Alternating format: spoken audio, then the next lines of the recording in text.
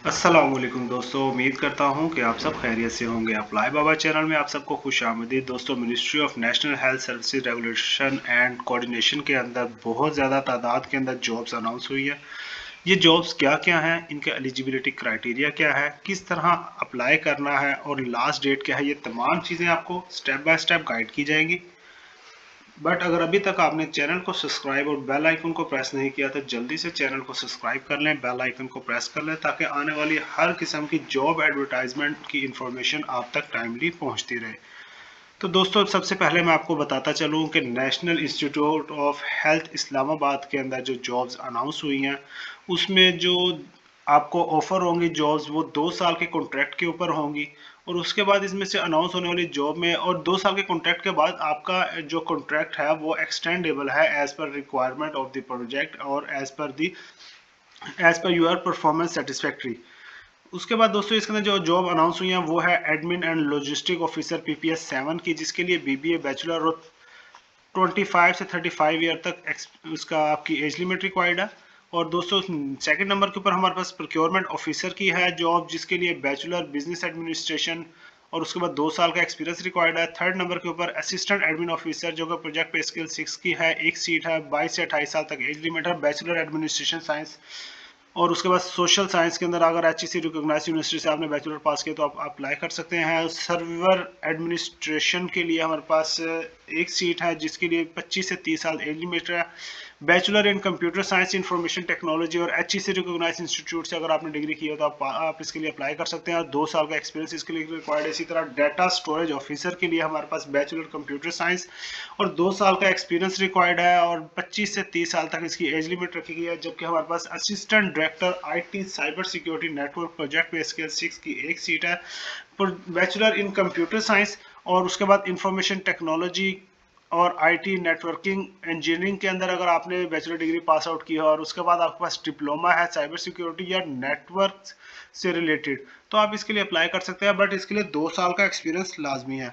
System support officer network project pay scale 6 की हमारे पास एक सीट है। बैचलर इन नेटवर्क इंजीनियरिंग और equivalent from HEC recognise board से हो और यूनिवर्सिटी से हो तो आप इसके लिए अप्लाई कर सकते हैं। 2 साल का एक्सपीरियंस इसके लिए रिक्वायर्ड है और डिप्लोमा जो है वो आपका CCNA कंप्यूटर TIA और सिस्टम सपोर्ट से रिलेटेड है तो आप इसके लिए अप्लाई कर सकते हैं, जो कि डिजायरेबल इनकी सर्टिफिकेशन है।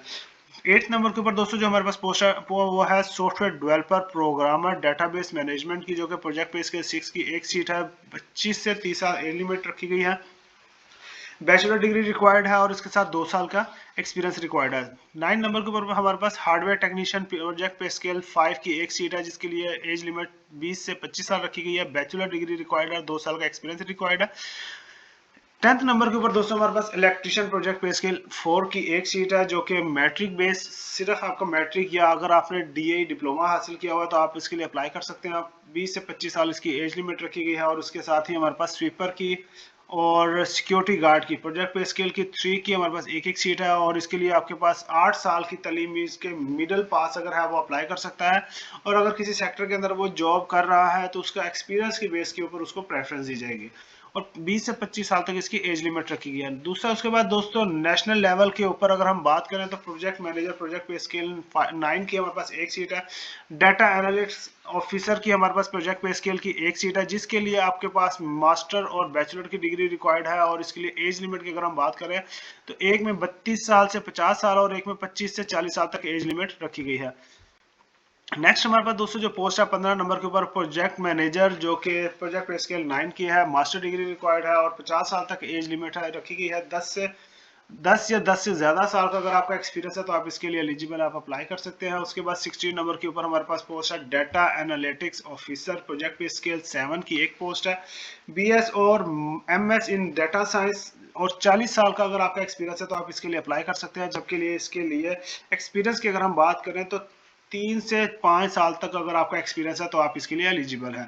उसके बाद दोस्तों नेशनल लेवल के ऊपर जो जॉब है 17 नंबर के ऊपर डायरेक्टर इंप्लीमेंटेशन प्रोजेक्ट पे इसके 9 की एक पोस्ट है। मास्टर इन प्रोजेक्ट मैनेजमेंट या IT MBA पब्लिक एडमिन और 10 साल का आपका एक्सपीरियंस है तो आप इसके लिए अप्लाई कर सकते हैं। 35 से 50 साल तक इसकी एज लिमिट है। दोस्तों हमारे पास नेक्स्ट जो पोस्ट है वो है डायरेक्टर मॉनिटरिंग एंड इवैल्यूएशन की, प्रोजेक्ट पे स्केल 9 की एक सीट है।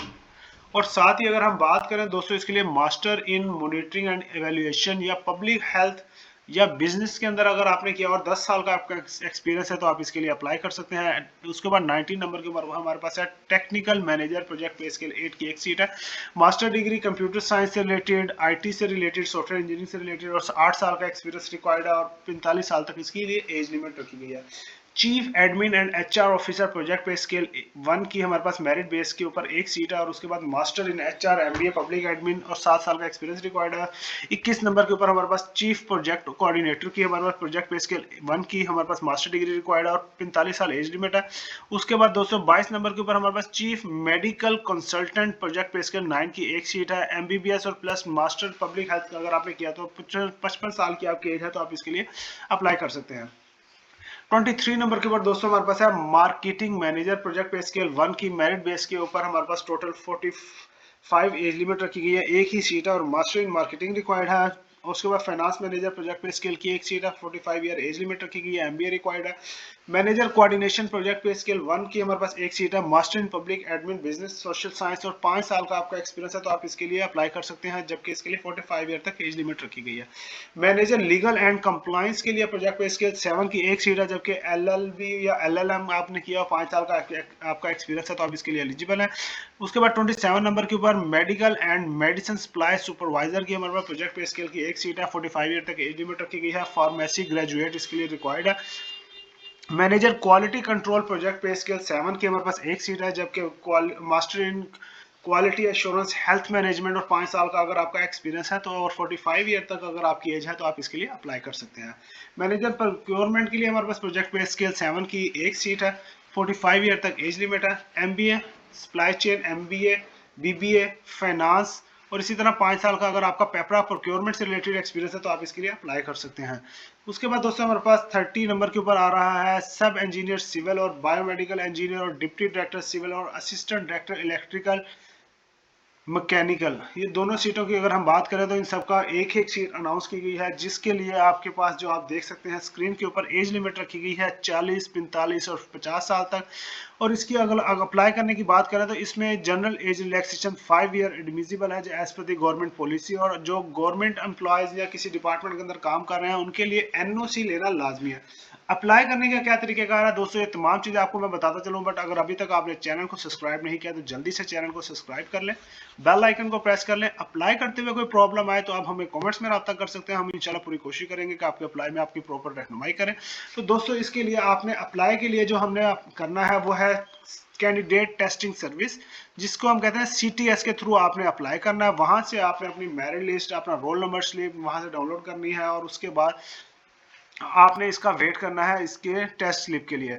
अप्लाई करते हुए दोस्तों किसी किस्म का कोई प्रॉब्लम आया, कोई चीज समझ ना आया तो आप हमें कमेंट्स में राब्ता कर सकते हैं। 25 अप्रैल दोस्तों इसकी लास्ट डेट अप्लाई करने की। मिलते हैं नई वीडियो में, नई एडवर्टाइजमेंट, नई रिसर्च, नई स्कीम के साथ। तब तक आप सब अपना ख्याल रखिएगा। अल्लाह निगहबान।